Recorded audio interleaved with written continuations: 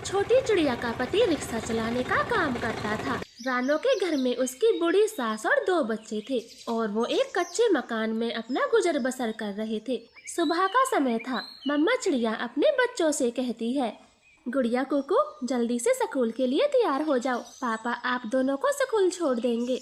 मम्मा आप मुझे नहला दे।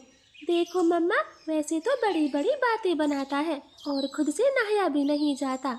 गुड़िया कहेगी, हर समय अपनी चोंच चलानी जरूर होती है, मेरे पंख कमर तक नहीं पहुंच पाते, इसलिए मम्मा से नहाऊंगा। तुम्हारी तरह नहीं हूँ, गंदा संदा नहाया और चल दिए।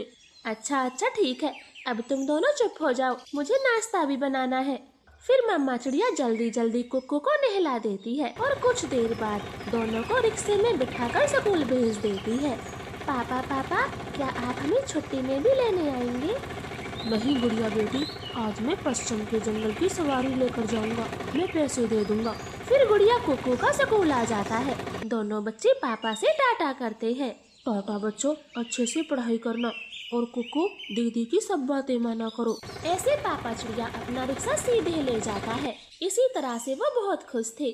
फिर एक शाम टुन्नू चिड़े का भयंकर एक्सीडेंट हो जाता है और टुन्नू चिड़े को जल्दी से नजदीकी अस्पताल में एडमिट कराया जाता है। कीड़े पड़े उस दारूबाज को जो नशे की हालत में मेरे बेटे को मार गया। वो तो शुक्र मानो एक्सीडेंट हमारी आंखों के सामने हुआ था और हम जल्दी से आपके बेटे को यहाँ ले आए, वरना अब वो जिंदा नहीं रहता। पूरे 15 दिन के बाद टुन्नू को अस्पताल से छुट्टी मिलती है। उसे गाड़ी में घर लाया जाता है। आसपास के सभी पक्षी बातें कर रहे थे। हाय राम, टुन्नू अब कभी चल नहीं पाएगा। मैंने सुना है उसके दोनों पंख खराब हो गए, उनमें जान ही नहीं बची। ये तो बहुत बुरा हुआ, अब कौन कमाएगा? घर में एक के ही ऊपर तो परिवार चल रहा था, अब बेचारों का क्या होगा? अब होना क्या है, रानो ही मेहनत मजदूरी करके पेट भरेगी सबका। जिंदगी ऐसे ही कटती है। सब पक्षी ऐसे बातें बना रहे थे। रानो तो बहुत दुखी थी। हे ऊपर वाले, तू मेरी जान ले लेता मगर मेरे बेटे को तो बख्श देता। मैं बुढ़िया जी कर क्या करूँगी। माँ जी, टुन्नू जी बहुत जल्द ठीक हो जाएंगे, मुझे पूरा यकीन है, आप चिंता ना करें। रानो जी, डॉक्टर साफ साफ मना कर चुके हैं, मेरे ठीक होने की कोई उम्मीद नहीं है। जाने भी दो, जो हुआ उसे भूल जाओ। आप सही सलामत जिंदा हो, हमारे लिए यही बहुत है। फिर सारा परिवार टुन्नू की देख रेख करता है। धीरे धीरे समय बीतता गया। अब उनका परिवार महागरीबी से गुजर रहा था। दोनों बच्चों को स्कूल से भी निकाल दिया जाता है क्योंकि फीस लंबे समय से जमा नहीं हुई थी। रानो, हमारे बच्चों की पढ़ाई रुकनी नहीं चाहिए। मैं नहीं चाहता ये भी मेरी तरह अनपढ़ रहे। नाना टुन्नू जी, मैंने बात की है कबूतर से, मैं बहुत जल्द उनकी फीस भर दूंगी और ये फिर से स्कूल जाने लगेंगे। ऐसे कहकर रानो कबूतर के घर चली जाती है। कबूतर भैया, मेरे लिए कोई काम मिलेगा? नहीं रानो, मैं जहाँ काम करता हूँ वहाँ लड़के पक्षी ही काम कर सकते हैं। ठीक है कबूतर भाई, कोई बात नहीं, मैं चलती हूँ। फिर चिड़िया वहाँ से सीधा कौवों के घर जाती है और उनसे कुछ पैसे उधार मांगती। कालू भैया, भूखे रहने की नौबत आन पड़ी है और आप तो जानते हो कि हम किन हालातों से गुजर रहे हैं, तो कृपया कुछ पैसे उधार दे दो। ठीक है चिड़िया बहन, मैं अभी लाता हूँ पैसे। ऐसे कहकर कालू कौवा घर के भीतर चला जाता है। गोरी कौवी सब सुन रही थी। कालू, तुम्हारा दिमाग खराब है? जो इस चिड़िया को पैसे देने चले हो उसकी हालत तो देखो। किसी दिन ये घर बार बेचकर भीख मांगेंगे और फिर हमारे पैसे कौन देगा? गोरी, तुम ठीक कह रही हो, ये तो मैंने सोचा ही नहीं, मैं अभी मना करके आता हूँ। फिर कालू कौवा बाहर आता है। चिड़िया बहन, पैसे तो खर्च हो गए, कल ही गोरी जग्गू की फीस भर के आई है, अब तो पैसे नहीं है। रानो जान गई थी, वो चुपचाप वहाँ से चली आती है। आने वाले कुछ दिन उनके लिए बहुत कठिन थे। ऊपर से रानो को कोई काम भी नहीं मिलता। एक शाम रानो दुखी मन से एक पेड़ के नीचे बैठी हुई थी। तभी वहाँ एक अनजान पक्षी आता है जो अपनी रेहड़ी पर मैगी बेच रहा था। मैगी, मैगी, चटपटी एकदम स्वादिष्ट मैगी, मैगी खाओ, पेट भर के मैगी खाओ। बेटी, तुम बहुत दुखी लगती हो, लो एक प्लेट मैगी खा लो। नहीं नहीं, मेरे पास पैसे नहीं हैं। अरे बेटी, कोई बात नहीं, मैगी बिना पैसों के ही खा लो। फिर रानो चिड़िया मैगी खाने लगती है। ये मैगी तो बहुत स्वादिष्ट है। काका जी, आप दिन भर में कितना कमा लेते हो? अच्छा कमा लेता हूँ, मगर मैं अब इस काम को बंद करना चाहता हूँ। चाचा जी, मुझे रोजगार की बहुत जरूरत है। मैं आपका ये काम करना चाहती हूँ, मगर मेरे पास ठेला खरीदने को भी पैसे नहीं है। मैं बहुत बुरे हालातों से गुजर रही हूँ। कोई बात नहीं बेटी, तुम मेरा ठेला संभालो। जब पैसे कम जाए तो दे देना। आज से ये ठेला तुम्हारा हुआ। ऐसे वो बूढ़ा पक्षी रानो को अपना ठेला सौंप कर चला जाता है और रानो चिड़िया मैगी बेचने लगती है। रानो चिड़िया यहाँ वहाँ रेहड़ी लेकर नहीं घूमती, बल्कि एक छोटी सी दुकान खोल लेती है। मैगी की दुकान पूरे जंगल में मशहूर हो जाती। अब उनके हालात सुधरने लगे थे। वो सास बहू अब तो दिन भर मैगी बेचा करती। रानो बहू, भला हो उस पक्षी का जो अपना ठेला तुम्हें दे गया, वरना हम रोड पर होते और ये मैगी की दुकान हम कभी नहीं खोल पाते। माँ जी, मुझे तो वो कोई फरिश्ता लगता है जो हमारी बुरे समय में मदद करने आया था। मैंने आज से पहले उस पक्षी को कभी नहीं देखा था। हाँ बहू, जिसका कोई साथ नहीं देता उसका साथ ऊपर वाला जरूर देता है। अब तू जल्दी जल्दी मैगी बना दे, ग्राहक पक्षी आने लगे हैं। फिर रानो अपने ग्राहकों को मैगी खिलाती है। कमाई तो बहुत अच्छी होती थी। गुड़िया कुकू फिर से स्कूल जाने लगते हैं और ऐसे वो परिवार फिर से सुखी जीवन जीने लगता है। तो प्यारे दोस्तों, प्लीज हमारी कहानी को लाइक, शेयर और चैनल को सब्सक्राइब कर ले। आपका धन्यवाद। वो नन्ही चिड़िया बड़ी मेहनती चिड़िया थी। उसने अपने घर के आंगन में छोटी मोटी सब्जियां उगाई हुई थी। बेटी गुड़िया, आप सब्जियों को देखते रहना। मैं किसी काम से जंगल से बाहर जा रही हूँ। मम्मा, आप कहाँ जा रही हो? हमारे पास तो खाने के लिए इतना सारा भोजन है। गोभी, टमाटर, खीरा और बहुत सारी गाजर भी हैं। गुड़िया, मैंने इंसानों की बस्ती से कुछ मटर के दाने लाने हैं। आपको पसंद है ना मटर? हाँ मम्मा, मटर के दाने मेरे फेवरेट हैं और सर्दियों में तो आग में भूनकर खाने का मजा ही अलग है। आप ले आई मटर के दाने। फिर मम्मा चिड़िया इंसानों की बस्ती की तरफ चली जाती है। गुड़िया वहीं बैठकर अपनी सब्जियों की रखवाली कर रही थी। गौरी, बहुत भूख लगी है, भोजन तलाशने का दिल नहीं कर रहा। तो मत लाओ, आज हम दोनों चिड़िया की सब्जी चुराकर अपना पेट भर लेंगे। लेकिन वो रानो चिड़िया अपने घर में ही होगी, उसके होते हुए हम एक सब्जी भी नहीं चुरा सकते। कालू, मैंने थोड़ी देर पहले चिड़िया को जंगल से बाहर जाते हुए देखा।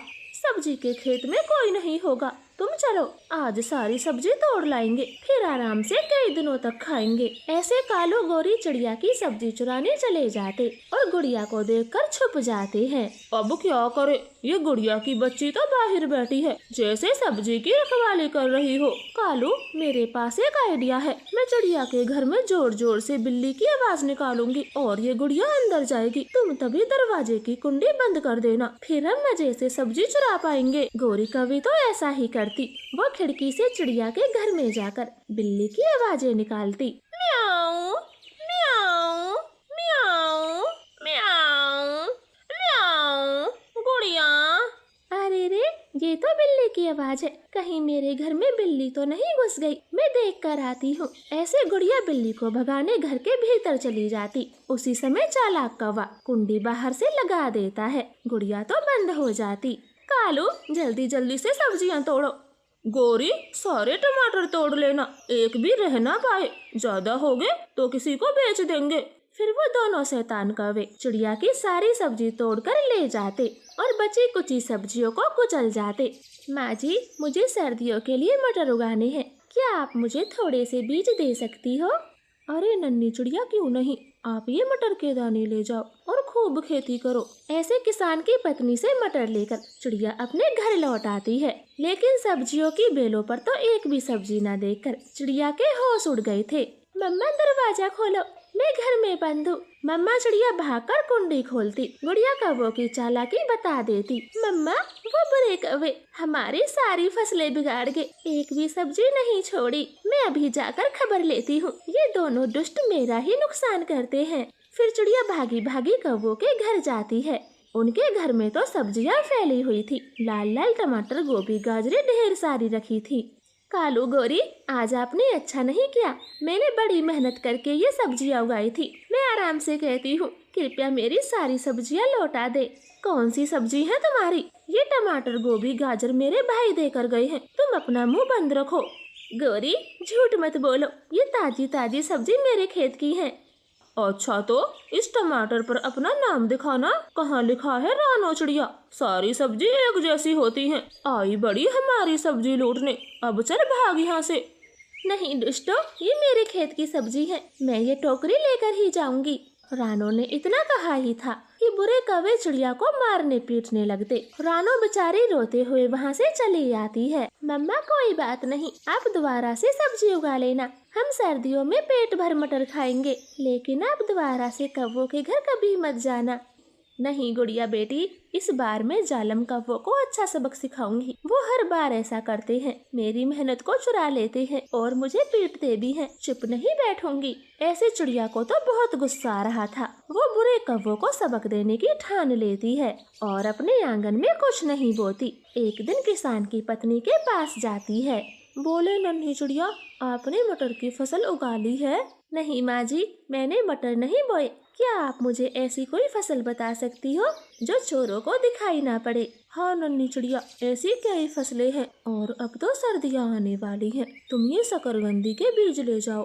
ये फल जमीन के अंदर उपजता है, ऊपर तो बस छोटे मोटे पौधे उगते हैं और ये खाने में बहुत अच्छी लगती हैं। माँ जी, आपका धन्यवाद। अब मैं अपने आंगन में शकरकंदी ही बोऊंगी। किसान की पत्नी से शकरकंदी के बीज लेकर चिड़िया अपने घर को आ जाती है और उन्हें जमीन में दबा देती। ये बातें गुड़िया को पता नहीं थी। धीरे धीरे दिन बीतते गए। अब जंगल में सर्दियों का मौसम आ गया था।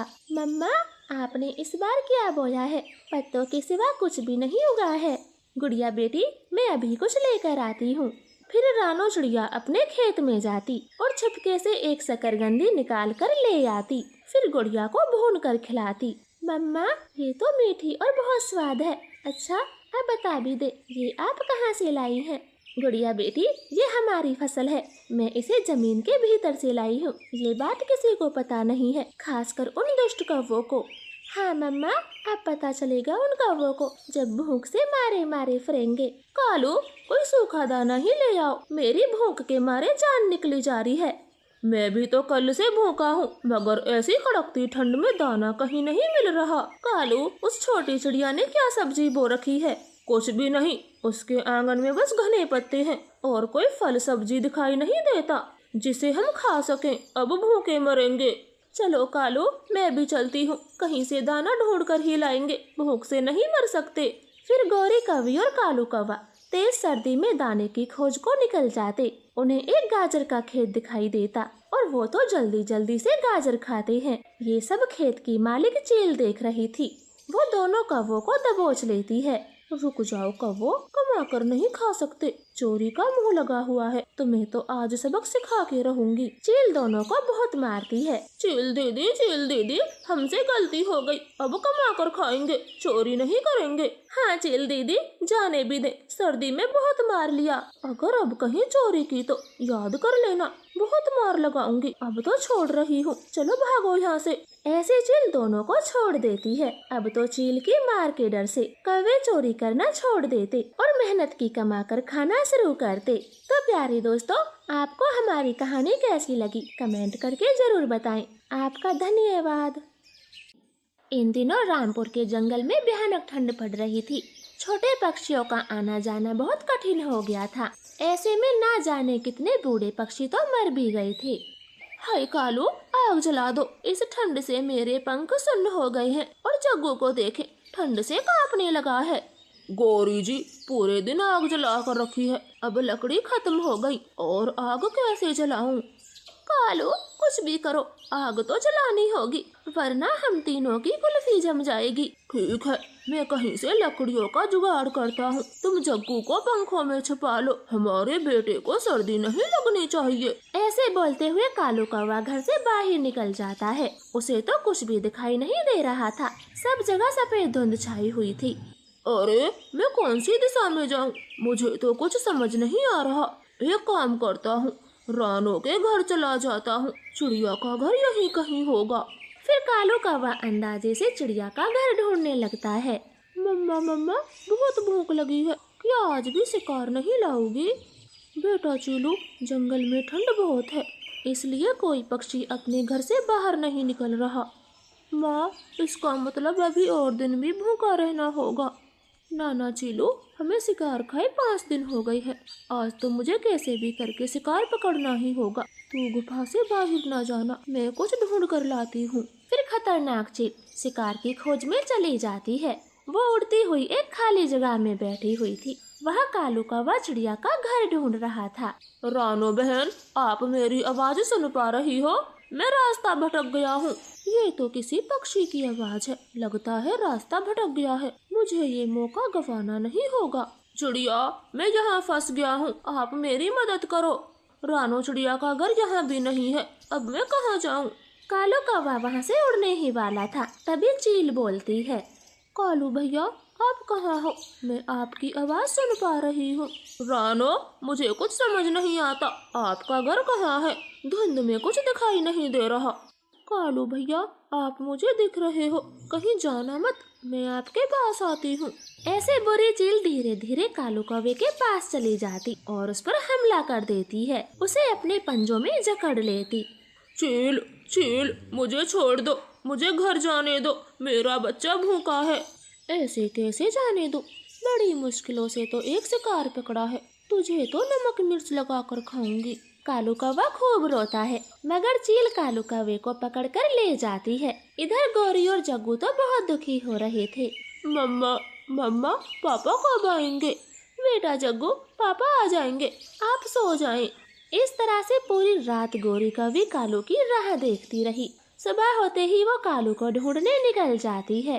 रानो बहन, कल रात कालू आपके घर आया था क्या? नहीं गौरी, कालू कल तो नहीं आया। बात क्या है जो आप रो रही हो? रात को कालू लकड़ी लेने घर से निकला था, मगर अब तक घर नहीं लौटा। मेरा दिल तो बैठा जा रहा है। गौरी, तुम रो मत, कालू भैया किसी मुसीबत में फंस गए होंगे। चलो हम दोनों मिलकर ढूंढते हैं। ऐसे गौरी कौवी और रानो चिड़िया कालू को ढूंढने चली जाती हैं। उन्हें कालू का पंख नीचे जमीन पर गिरा दिख जाता है। रानो, ये तो मेरे कालू के पंख हैं। कालू, मेरे कालू को किसी चील ने मार दिया होगा, अब मेरा क्या होगा? गौरी, जो होना था वो हो गया। तुम्हारा एक बेटा भी है, उसके लिए हिम्मत से काम लो। अगर तुम ही ऐसे रोगी तो जग्गू को कौन संभालेगा? ऐसे गौरी कौवी को समझाते हुए रानो उसे घर ले आती है। मम्मा, पापा नहीं आए? जग्गू बेटे, आपके पापा लकड़ियाँ लेने जंगल से बहुत दूर चले गए हैं, इसलिए उनको लौटने में समय लगेगा। तब तक आप मम्मा के साथ रहो। फिर गौरी अपने बेटे जग्गू के साथ रहती है। अब वो सारे काम करती जो पहले कालू कौवा किया करता था। फिर एक रात बारिश होती है।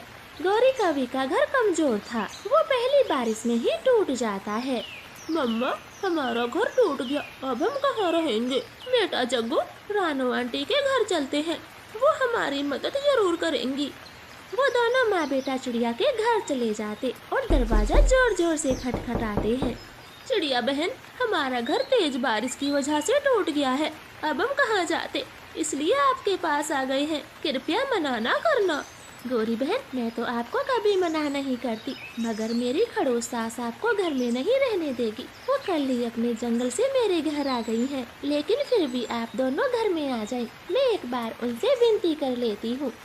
रानो की सास तो गौरी से बहुत जलती थी और उसे फटाक से मना कर देती। दुखी गौरी कौवी एक डाल पर बैठकर अपने पति कालू कौवे को याद कर रही थी। कालू, तुम साथ थे तो सब कितना अच्छा था, जीवन में खुशियाँ ही खुशियाँ थी। आप हमें छोड़कर क्यों चले गए? हमारा जीना दुर्भर हो गया। मम्मा, पापा कितनी दूर चले गए हैं, चलो हम उनके पास चलते हैं, वो हमें मिल जाएंगे। गौरी कौवी को तो कुछ समझ नहीं आता, वो बस अपने बेटे के साथ उड़े जा रही थी। तभी उसकी नजर एक ट्रेन के खाली डब्बे पर जाती और वो सोचती है, ये ट्रेन का डब्बा हमारा घर बन सकता है। ठंड से मरने से तो अच्छा होगा मैं जग्गू के साथ इस ट्रेन के डिब्बे में रहने लगूं। फिर गौरी कौवी उस ट्रेन के डब्बे को अपना घर बना लेती और उसमें रहने लगती है। एक दिन बहुत बारिश होती है, जिससे रानो चिड़िया की झोपड़ी भी टूट जाती है। माँ जी, अब हम कहाँ जाएंगे? कुक्कू को सर्दी लग रही है। रानो बहू, मुझे क्या पता, मेरी खुद कुल्फी जम रही है। फिर वो तीनों भी किसी घर की तलाश में उड़ने लगते हैं। ट्रेन की खिड़की से गौरी कौवी उनको देख रही थी। वो भागकर सबको ट्रेन घर में लेकर आती है। गौरी, आप यहाँ रहती हो? हाँ रानो, जब से मेरा घर टूटा है मैं इसी ट्रेन के डब्बे में रहती हूँ, और ये कितना बड़ा है। आप सब भी यहाँ आराम से रह सकते हो। गौरी, मुझे माफ कर दे, उस दिन मैंने तुझे घर से निकाल दिया था, मैं बहुत शर्मिंदा हूँ। आंटी जी, ये रेल का डब्बा मेरा थोड़े ना है जो मैं अपनी हुकूमत चलाऊं। मेरी तरह आप भी बेबस हो, इसलिए मैं अच्छी तरह से जानती हूँ ठंड में भटकना कितना मुश्किल होता है। अरे वाह गौरी, आज तो आप बहुत समझदार हो। अब हम सब यहाँ मिलकर रहेंगे। हाँ रानो, अब मैं जल्दी से आग जला देती हूँ, कुक्कू माँ जी को ठंड लगी होगी। फिर गौरी कभी ट्रेन के डब्बे में आग जलाती है और सब मिलजुल कर ट्रेन घर में रहने लगते हैं। प्लीज प्यारे दोस्तों, हमारी कहानी को लाइक और चैनल को सब्सक्राइब करें। आपका धन्यवाद। रानो चिड़िया और गौरी कवि दोनों पक्की सहेलियाँ थीं। वो एक साथ मिलकर कबाड़ा बीनने जाती और कबाड़ा बेचकर उन्हें जो भी पैसे मिलते उससे अपना गुजारा करती। रानो सहेली, आज तो मुझे बहुत थोड़ा कबाड़ा मिला, पता नहीं खाने लायक पैसे मिल भी पाएंगे। गौरी, तू चिंता क्यों करती है? आज मुझे बाकी दिनों से ज्यादा कबाड़ा मिला है। चल जल्दी से कबाड़ी के पास चलते हैं और गर्मा गर्म खाना खाते हैं। फिर वो दोनों सहेली खुशी खुशी कबाड़ा बेचने चली जाती। रानो अपने पैसों से 2 प्लेट चाउमीन और 2 प्लेट बिरयानी लेती। बता गौरी, तू और क्या खाना चाहती है? मेरे पास अभी पैसे बाकी हैं। रानो, पेट तो भर गया, लेकिन क्या? मुझे ये कबाड़ा बीनने का काम बिल्कुल अच्छा नहीं लगता। हाँ गौरी, मुझे भी ये काम बहुत बुरा लगता है, लेकिन हम कर भी क्या सकते हैं। बचपन से यही काम करते आ रहे हैं, लेकिन मैं सोचती हूँ अब से ये काम बदल दे। हाँ रानो, मैंने तो दूसरा काम सोच भी लिया है। बताओ गौरी, कौन सा काम है? रानो, हम कितने सुंदर हैं, तो क्यों ना हीरोइन बन जाएं और कबाड़ा कभी न बीने। क्या कहा गौरी? कबाड़ी से सीधा हीरोइन? तुम हमेशा फजूल सोचती हो। अब समय बर्बाद ना करो, बोरा उठाओ और काम पर लग जाओ। शाम के खाने का भी बंदोबस्त करना है। ऐसे रानो अपने कबाड़े का बोरा उठा लेती। गौरी, मेरे पीछे आना है तो आ जाओ, वरना फिर से रोती फिरोगी कि मुझे कबाड़ा तो मिला ही नहीं, अब मैं क्या बेचूं। रानो, जरा मेरी बात तो सुनो। मुझे कुछ नहीं सुनना, जल्दी से आ जाओ। ऐसे रानो फिर से कबाड़ा बीनने चली जाती। गौरी का रानो के सिवाय कोई नहीं था, वो भी उसके पीछे पीछे चली जाती। अब ऐसे ही 2-3 दिन बीत गए थे। रानो देख, मैं क्या लाई हूँ। जरूर कुछ फालतू चीज लाई होंगी जो हमारे किसी काम की नहीं। रानो, पहले देख तो लो। गौरी, तुम हमारी झुग्गी की हालत देखो, सारी फट गई है। अगर बारिश हो गई तो सीधा हमारे सर पर आएगी, इसलिए ये रुपये पकड़ो और दुकानदार से एक सुनवा लेकर आओ। मैं तब तक कोई कपड़ा ढूंढ कर लाती हूँ, फिर मैं झुग्गी को सिल दूंगी। रानो, एक बार देख लेगी तो तेरा कुछ बिगड़ नहीं जाएगा। चल जल्दी दिखा, मुझे बहुत काम है। फिर गौरी कवि अपने साथ लाया हुआ पोस्टर खोलती, जिसमें बड़े बड़े अक्षरों से कुछ लिखा हुआ था। गौरी पढ़कर सुनाती। खूबसूरत लड़की पक्षी दिए गए नंबरों पर संपर्क करें और हीरोइन बनने का खास मौका पाएं। गौरी, तुमने फिर से बकवास लगा दी, चलो हटो यहाँ से, मुझे बहुत काम करनी है। रानो प्लीज, एक बार तो मेरी बात सुनो। मुझे विश्वास है हीरोइन बनके हमारी जिंदगी बदल जाएगी। लेकिन गौरी, हम कबाड़ी हीरोइन बनेंगे कैसे? हीरोइन बनने के लिए पैसा चाहिए, जो कि हमारे पास बिल्कुल भी नहीं है। और तुम ही सोचो, हम कैसे हीरोइन बन सकते हैं? पेट ही मुश्किल से भरते हैं। गौरी उदास हो जाती और दोनों अपने अपने कामों पर लग जाती। कुछ दिन बीत गए थे। एक दिन वो शहरी इलाके में कबाड़ा बीन रही थी। तब गौरी कवि को कबाड़े से एक बटुआ मिलता। रानो देख, मुझे क्या मिला है, पैसों से भरा बैग। मेरी तो किस्मत पलट गई। बल्ले बल्ले, साबा साबा, बल्ले बल्ले, अब मुझे हीरोइन बनने से कोई नहीं रोक सकता। हाँ गौरी, अब तो मुझे भी लगता है तुम्हें मना करना बेवकूफी था। तुम्हारी किस्मत तो चमकने वाली है। रानो, ये क्या बोलती हो? किस्मत चमकेगी तो दोनों की, वरना बीनते रहेंगे मिलके कबाड़ा। अब चलो यहाँ से, दुकानदार से बढ़िया बढ़िया सामान खरीदते हैं। ऐसे बातें कर दोनों खुशी खुशी दुकानदार कौवे के पास जाती। उल्लू चाचा, एक नहाने वाला महंगा सा साबुन दे दो और रंग गोरा करने वाली क्रीम भी दे दो। क्या बात है गौरी रानो, आज क्या नहा धोकर कबाड़ा बीनोगी? तुम बस अपने काम से काम रखो, हमें हमारा सामान दो। फिर उल्लू चाचा उन्हें साबुन और क्रीम देता। वो दोनों तो सीधा नदी पर जाती और साबुन लगा लगा कर खूब नहाती। गौरी, मैं तो खुद को पहचान नहीं पा रही, क्या ये मैं हूँ? हाँ रानो, तू ही है। और मुझे देखना, मैं भी एकदम चमक कर बाहर निकलूंगी। जरा एक बार साबुन और देना। ऐसे गौरी तो पूरा साबुन खर्च कर देती, फिर क्रीम लगाती। आज तो दोनों सहेलियां साफ सुथरी और सुंदर दिख रही थी। गौरी चलो, अब कपड़ों की दुकान पर से कपड़े खरीदते हैं। कुछ बढ़िया सी ड्रेसें खरीदेंगे। रानो, मैं तो एक फोन खरीदूंगी। हीरोइन के पास फोन होना जरूरी है। गौरी, तुम कभी नहीं सुधरोगी। अब चलो, पहले फोन लेंगे, फिर उसके बाद कपड़े। ऐसे दोनों सहेलियां फोन खरीदती और फिर कुछ कपड़े खरीदती। रानो, मैं कैसी लग रही हूँ, जरा बताओ। गौरी, तुम तो बिल्कुल जोकर लगती हो। ये ड्रेस बिल्कुल अच्छी नहीं लग रही, तुम दूसरी वाली पहनो। फिर गौरी दूसरी ड्रेस पहनती। रानो, अब बताओ मैं कैसी दिखती हूँ। अरे वाह गौरी, अब तो तुम बिल्कुल हीरोइन लग रही हो, कोई फेल नहीं कर पाएगा। रानो, अब तुम पहनो, जरा मैं भी तो देखूं तुम कैसी दिखती हो। फिर रानो अपने कपड़े पहन कर आती। रानो तो बहुत सुंदर लग रही थी। अरे वाह रानो, तुम तो एकदम गजब ढारी हो। इस बार हम दोनों पक्का हीरोइने बनेंगे।